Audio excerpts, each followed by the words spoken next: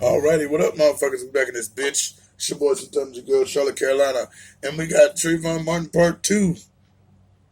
I can't believe people still doing this shit. The fuck be wrong with niggas? Um, Sorry about the delay on my next animation. It was some financial reasons why I could not take care of that right now. But we working on it. It's in the process because I was supposed to do the long Erica video because we just lost him. Rest in peace, big homie. But I still got it on the back burner. I still got the animations. I still got the script. But today I will be writing the script for this one because you know when we don't want people to be forgotten in our hearts and things like that. The best way to do is for me to play homage to my art. So um yeah, we'll have an animation coming very soon because my last couple will be paid off in a couple weeks, and I'll be back with some more animations for you motherfuckers in your heads. So yeah, let's watch this. Shout out to Charlemagne for speaking that real nigga shit on this. Donkey of the day, hee haw, bitch. Let's get it. Yeah, the Breakfast Club, bitches. Who's Donkey of the Day today? Well, Donkey of the Day for Tuesday, July 9th goes to a Caucasian male named Michael Paul Adams in Arizona. Now, let the record show the mayonnaise is heavy with this one, ladies and gentlemen. Too much goddamn mayonnaise. And a story like this is exactly why I get pissed off at guys when people call and tell me I'm creating a racial divide in America because all I'm doing is calling out the blatant racism and bigotry that exists in this country. First things first, rest in peace, Elijah Amin, a 17-year-old young man of color. This young man is dead because of the fear that some white people in this country have of black people, or the fear that they have of people of color. All right, don't call this radio station complaining about me if you're not willing to call and complain and raise holy hell about stories like this. Would you like to know why Elijah Amin is dead? Let's go to KPHO CBS 5 for the report, please. Friends say 17-year-old Elijah Alamin had big plans to own his own business one day. But on 4th of July, police say Elijah was at the soda machine inside this Circle K when 27-year-old Michael Adams came up behind him and slit his throat. According to Adams' attorney, he was just released from the Department of Corrections 2 days ago after serving a 13-month sentence. The police report says Adams told police the 17-year-old was listening to rap music in his car, and he believes people who listen to rap are a threat to him and the community. So he said he stabbed him with a pocket knife. Jesus Christ. Elijah Amin violently stabbed to death because he was listening to his rap music too loud. His rap music made this white devil feel unsafe. If you're mad about me calling this man a white devil, you're probably a white devil too. Now clearly, there's some type of mental illness happening in Michael Paul Adams. It's clear. I say it a million times a day. Hurt people hurt people. People are dealing with all kinds of trauma and hurt they need healing from, and they go around redistributing that pain. But this guy, Michael Paul Adams, is dealing with something in his brain that's even more sinister. I don't know what the diagnosis would be because I'm not a psychiatrist. Now, as y'all know for watching my channel for a long time, I've been in college for alcohol and drug counseling and mental illness and things like that. But I don't feel that in any access, because you know there's an A, B, and C.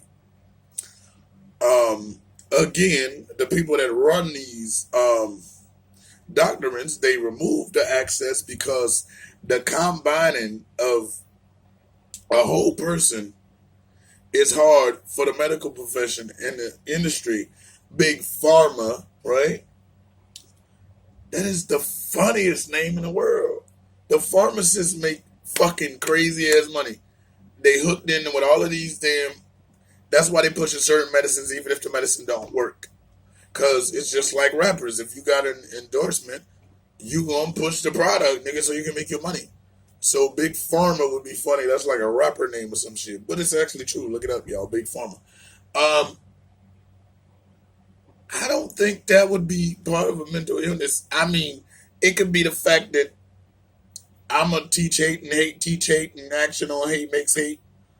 And sometimes love don't even trump hate because it just make you love hate. You know what I'm saying? Same shit.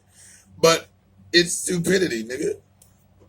They ain't bothering you if even if you had psychosis and you see things differently.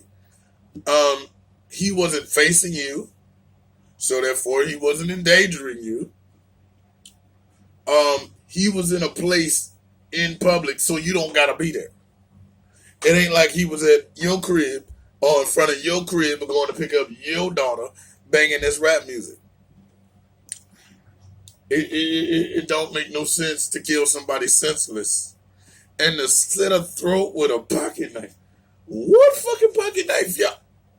What kind of pocket knife this nigga got? He can just slit a throat. I mean, I guess they sharp as shit, but when you use the word pocket knife, it's like, really?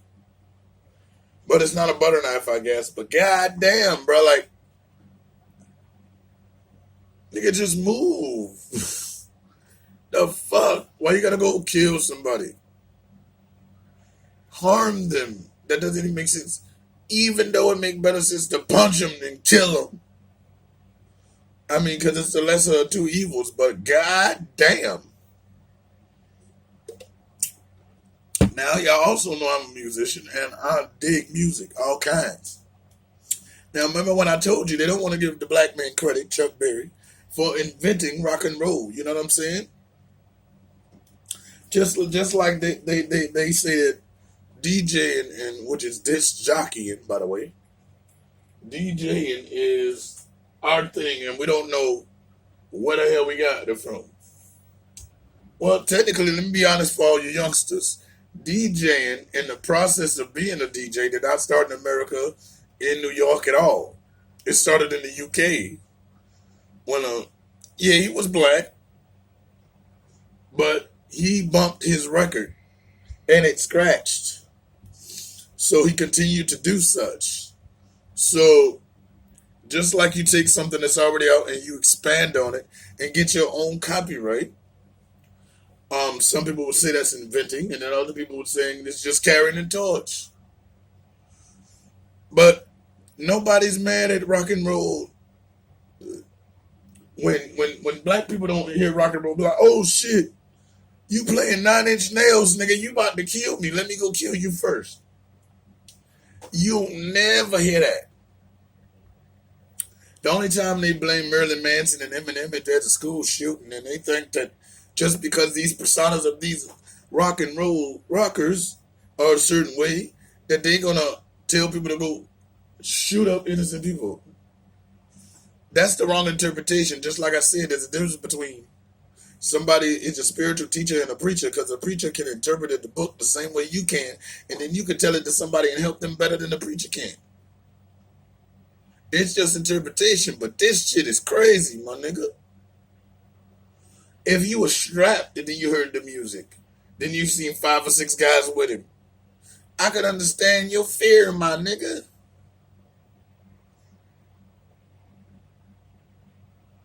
Yeah. Yeah. I don't get it. And try this one on for size today. Turn the word fear around. What do you actually get? The word you get with a misconstrued pronunciation would be reef. As you know, in the ocean, the coral reef is the structure of it is the ecosystem and the way of life and the food chain of the ocean. It's green, it's vibrant, it brings food to people, it sustains them. So why don't we turn the word fear around to something that can help each other and sustain something? So I don't fear nothing. This is a reef. Just chopped it up a little bit, man. And I don't mean to be the bearer of the bad news, but you know, this the Antichrist, so he gotta say his shit. Niggas, we need to turn our fucking music down. They don't need to shoot us. I got all that, but nigga, you need to turn fucking music down. I mean, fuck. Then if that don't work, we just need to start shooting niggas. Hold up, disclaimer. I don't mean like that. Like if a nigga coming at you, you just gotta be ready to go. Bong bong. You feel me? Like, but he walks up behind this nigga like a pussy ass nigga and blindside him and then slit his throat.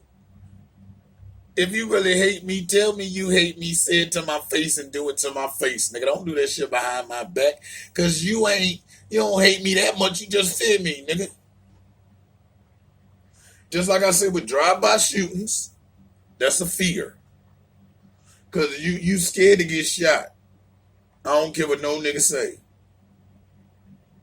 Unless you like AR Ab, he been shot like 17 times, so he don't give a fuck. But everybody else scared to get shot. Cause what the fuck you gotta drive by for? You know where the niggas at. Pull up on a nigga right in front of his face, walk by, let that blicky off, and let him go, nigga. Fuck you mean? You ain't gangster, you gotta get a couple niggas with you to shoot one nigga. You ain't gangster, George Zimmerman, because you want to kill Trayvon Martin. Yo, I'm not getting this, blood. Like, anyway, this shit ain't getting good, dog.